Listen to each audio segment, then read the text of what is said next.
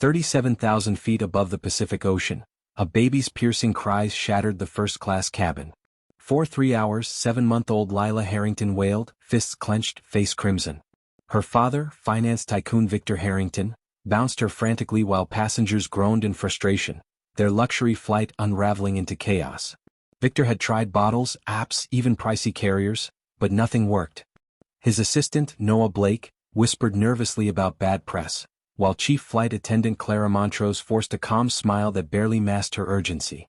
Meanwhile, in economy, 24-year-old Amara Johnson clutched her scholarship interview letter, hands trembling. Her compression gloves, earned from years volunteering at a children's sensory center, lay forgotten in her lap. She closed her sign language app, her ear tuned to the baby's cries. To Amara, those sounds weren't random. The pitch, the swallowing, the restless kicking, it all mirrored her younger brother Jamal, who had suffered similar attacks when their family couldn't afford specialists. At 17, she had been the one pacing sleepless nights, learning to calm him out of sheer necessity. Beside her, Mrs. Whitaker, a 71-year-old retired pediatric nurse, studied Amara's tension.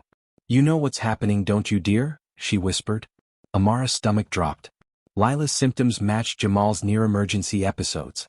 Victor was holding his daughter all wrong, every attempt making it worse.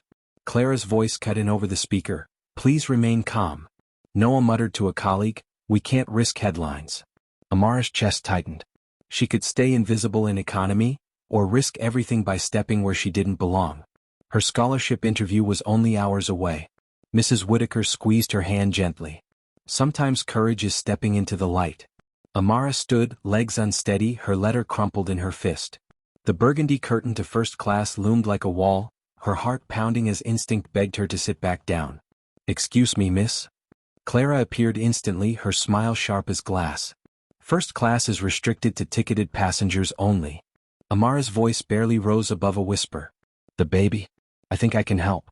I'm a nanny, I've worked with children who have sensory disorders." Clara cut her off briskly.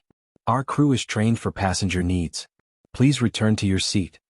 But Lila's cries spiked higher, tightening Amara's chest with recognition. Passengers pulled out phones, some demanding compensation. Victor's confidence cracked as he failed again and again, shoulders shaking with exhaustion, and the fear of a parent who's already lost too much. That's when Mrs. Whitaker rose with quiet dignity, gliding past Clara. She held out her old nurse's badge, the cabin light catching it like a beacon. "Mr. Harrington, this young woman knows exactly what your daughter is going through. She's trained in pressure point therapy most doctors never learn." Amara stepped closer, steadier now. "I'm a nanny. I've worked with sensory disorder children. Please, may I try?" Clara's jaw tightened. "We have strict procedures." Mrs. Whitaker pressed her badge into Victor's hand. "She knows what she's doing. I've watched her read that baby's symptoms for an hour." Victor looked between his screaming child and the shy stranger. 3 hours of failure had stripped away every defense. "You can try," he said hoarsely. "But I'll supervise." Their eyes met, two people from different worlds, bound by the same instinct: protect the vulnerable. Passengers leaned forward, sensing something important. Amara's hands moved with practiced confidence. "Hold her upright, chest to chest, the koala position. It relieves reflux."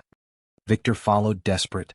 Amara opened her sign language app, showing simple calming signals before Lila's tear-filled eyes. "Dim the lights, reduce the fan. Too much stimulation is overwhelming her."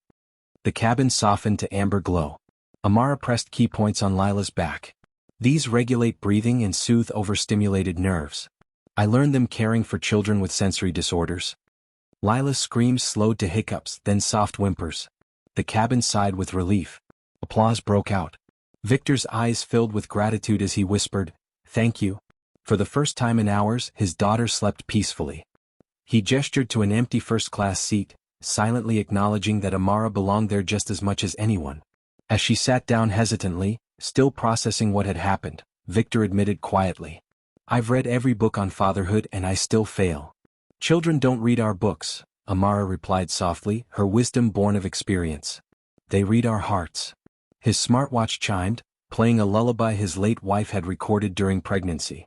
Her voice was warm with anticipation for the daughter she would barely know. Amara's eyes widened, and without thinking she hummed along, her voice blending seamlessly. Lila's breathing synchronized, her tiny body finally relaxing. The melody wrapped around them like a cocoon of peace. Victor stared in disbelief. That song? How could you possibly know it?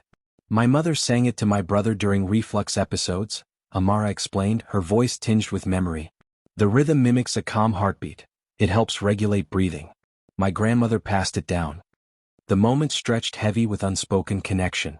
Meanwhile, Noah pulled Clara aside, whispering about PR concerns.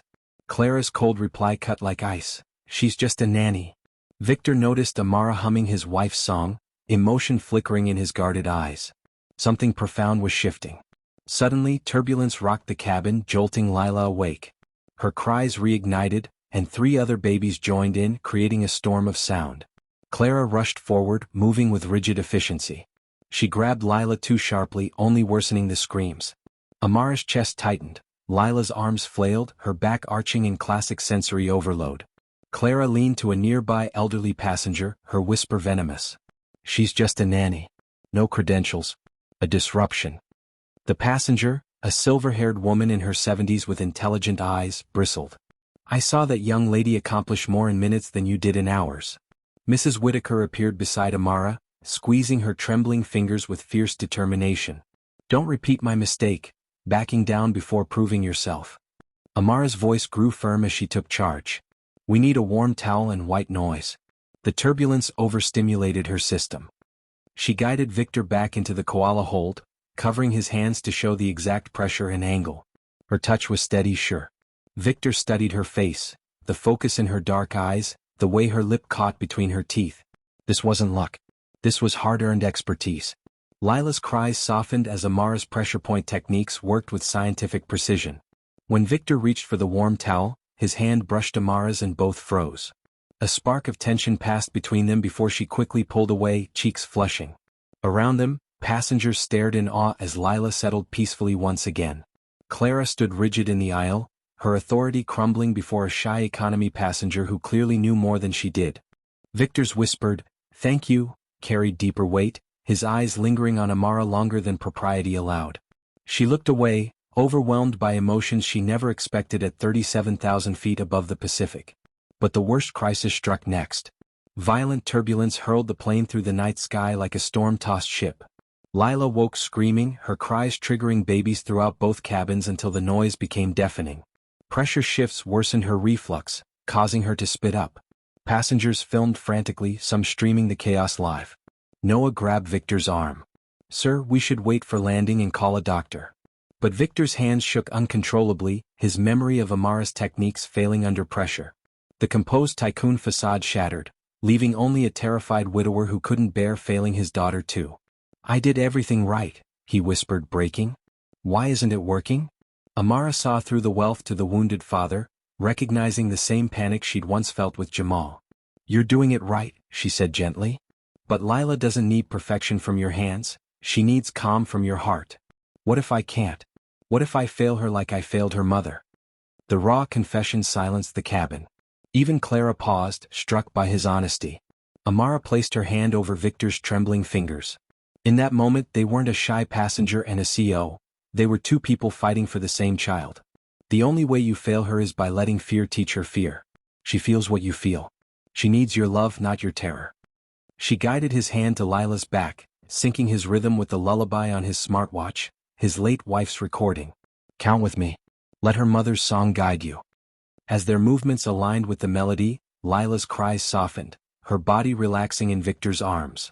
The change was visible not only in the baby, but in Victor himself as years of grief began to lift.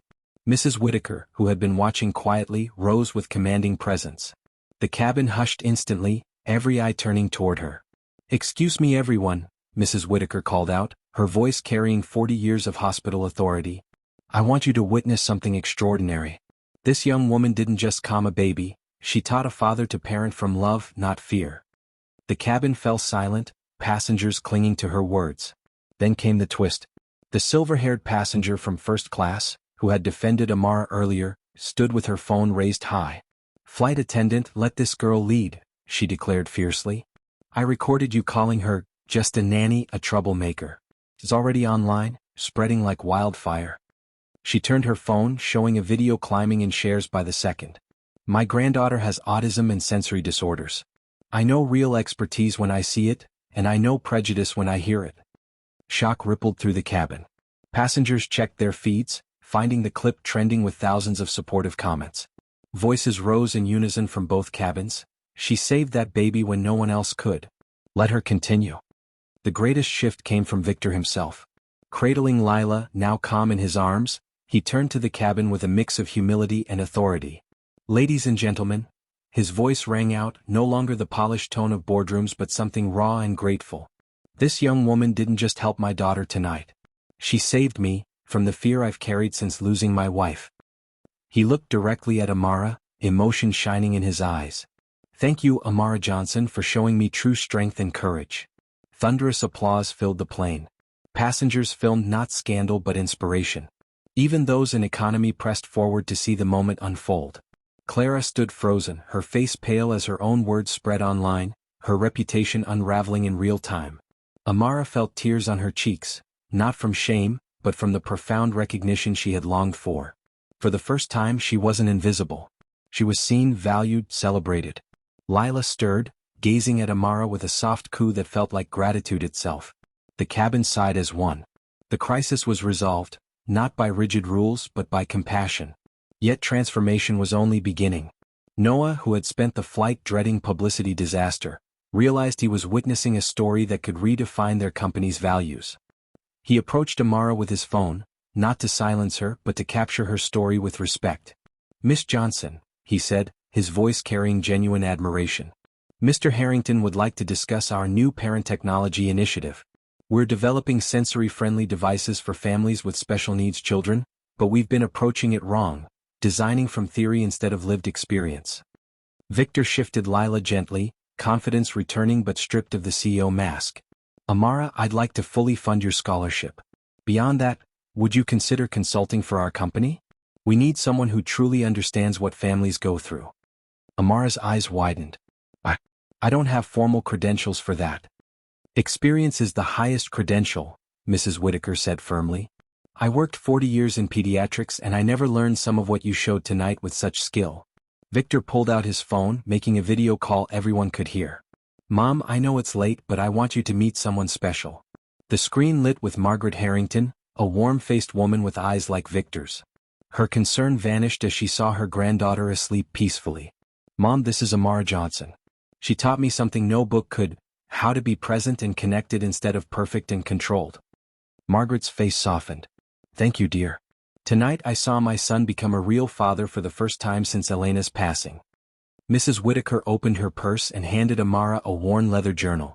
This contains 40 years of pediatric notes that never reached textbooks. I want you to have it. I gave up my dream of medical research to raise my family. But you can be the researcher I never became. Finally, Clara Montrose approached, her polished mask gone, replaced by remorse. Miss Johnson, she said quietly, voice trembling, I owe you a sincere apology. I was wrong about your qualifications, your intentions, everything. I let prejudice cloud my judgment and I am deeply ashamed. Turning to the cabin, she added, I worked in aviation 10 years thinking rigid procedure was service. Tonight I learned the difference. Amara surprised everyone with her grace. Thank you. It takes courage to admit mistakes and commit to change. Victor nodded approvingly. Clara, everyone makes errors. What matters is learning from them. I'll recommend sensitivity training for your crew, not as punishment but as growth. Noah was already typing notes on his phone, eyes alight. We'll launch Lila's Future Fund to help families access sensory-friendly resources. And Amara, we'd like you to lead the advisory board, shaping programs that truly work for real families. Lila stirred softly, reaching out one small hand. When Amara offered her finger, the baby gripped it tight as if sealing their bond. Healing had begun, though the greater transformation was still ahead. As the plane descended toward Manchester, the cabin hummed with calm. Lila slept peacefully in Victor's arms. But the most visible change was in Victor himself. The rigid tycoon had become an intuitive father, embracing vulnerability as strength. Amara, Victor said warmly, I meant every word about the consulting position. But beyond that, he hesitated, his voice carrying hope. Grace and I could use a friend who understands. Would you stay in Manchester a few extra days after your interview? Amara's heart quickened. My interview is tomorrow morning. You'll excel, Mrs. Whitaker assured her, pride glowing. And afterward, you'll celebrate with people who truly value what you've done tonight. Noah looked up with enthusiasm. Miss Johnson, I researched your scholarship. It's for early childhood development, correct? At her nod, he smiled. Mr. Harrington's foundation is seeking someone to fund advanced pediatric sensory training. The timing feels destined. Victor opened his worn briefcase, pulling out a copy of The Whole Brain Child. Its pages were softened with use. He wrote a note, slipping it inside before handing it to Amara. The message read, for new beginnings and fresh possibilities. Beneath, in smaller, more personal handwriting, I hope this is a beginning not just for Lila's healing, but for us as well. Amara looked up, breath catching at his expression. Vulnerability, hope, respect, and something deeper. I'd really like that, she whispered, surprising herself with her boldness. Perfect, Victor replied with a smile that lit his whole face. Because Lila has excellent taste in people, and I trust her judgment completely. As if on cue, Lila opened her eyes, reaching both tiny hands toward Amara. When she leaned closer, the baby touched her cheek with pure contentment. Mrs. Whitaker produced an elegant silver pen engraved Margaret Whitaker, RN, pediatric specialist. Placing it solemnly in Amara's hand, she said, This was given to me at nursing school graduation 50 years ago. I dreamed of using it for groundbreaking research. Instead, I signed patient charts and shift reports. That work mattered too. She smiled gently, no bitterness in her eyes. But now I want you to use this pen to write the future I never had the chance to create. Amara clutched the pen carefully, overwhelmed by the gift's weight and meaning. I promise I'll make you proud and honor this legacy. You already have, dear child, Mrs. Whitaker replied softly. In ways you can't yet imagine. As passengers readied for landing, the cabin's atmosphere was unrecognizable. What began as a nightmare of crying babies and rigid divides had become a living testament to seeing true worth and capability beyond appearances. Victor looked at Amara with deep respect. His voice was tender. You know, Elena would have loved you. She always said the best caregivers aren't the ones with the fanciest degrees, but the ones with the biggest hearts and the gentlest hands. Tears of joy, not shame, ran down Amara's cheeks. Around them, passengers began sharing their own stories of kindness from strangers. The entire cabin felt transformed. But what happened 6 months later proved that some moments truly do change everything. 6 months later, Amara stood proudly in her Manchester research facility, a pristine white lab coat embroidered. Amara Johnson, Child Development Specialist. Mrs. Whitaker's treasured silver pen had just signed her first published paper on innovative infant sensory integration therapy. Through the large window, Victor pushed Lila through a springtime park, both laughing together at something only they understood. Lila's future fund now supported dozens of families, once shut out from specialized care, and had become a model of true corporate impact. Mrs. Whitaker visited weekly, her long unfulfilled dreams finding new life in Amara's groundbreaking work. Clara Montrose had transferred to family-focused flights, carrying forward her lesson. True service means seeing needs, not just enforcing rules. Amara's warm voiceover began as the camera panned across Manchester's skyline. Some doors open only to trembling hands. But when we find courage to reach out, the invisible become visible, not through grand gestures but through small acts of human compassion. The courage to step forward when someone needs you, even when you're afraid. The final image showed Amara writing in Mrs. Whitaker's journal while Lila played happily nearby and Victor worked beside them. 3 lives forever changed by one moment of brave compassion and connection. If this story touched your heart, remember, your knowledge matters, your experience counts, and your quiet courage can change the world in ways you never imagined. Share this story if you believe in the power of everyday heroes.